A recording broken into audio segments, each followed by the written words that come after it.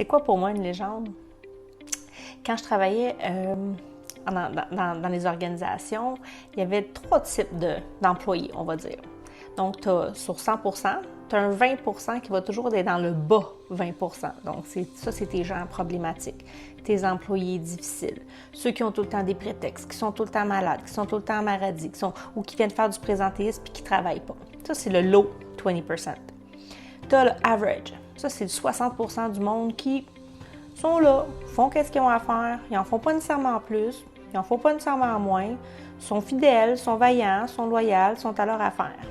Et tu as le top 20%.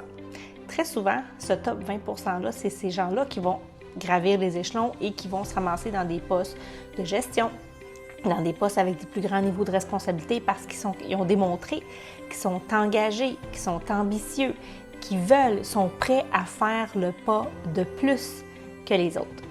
Donc, je fais un parallèle avec le salariat, mais l'entrepreneuriat, c'est la même chose. Si tu veux être un entrepreneur, tu dois, dans un premier temps, déjà faire partie de ce 20%-là qui est au-dessus du average people. Première chose. Puis après ça, de ce 20%-là, si tu veux vraiment te démarquer, ça veut dire que tu vas faire pas 100 pas de plus, mais le 1000 pas de plus que personne n'est prêt à faire. Que tu vas vivre les épreuves, que tu vas vivre les défis, que tu vas prendre les décisions. Et là, tu vas te ramasser dans ce 1%-là des gens qui ont des succès phénoménaux. Et ça n'arrive pas overnight. C'est un processus, c'est un parcours qui se fait à chaque jour au travers chaque victoire, échec, défaite. Appelez-les comme vous voulez, c'est de l'apprentissage. Et pour faire partie du 1%, il faut incarner ça. Et il faut déjà, à la base, faire partie du 20%, du top 20%. Sinon, c'est peut-être juste pas pour toi, l'entrepreneuriat.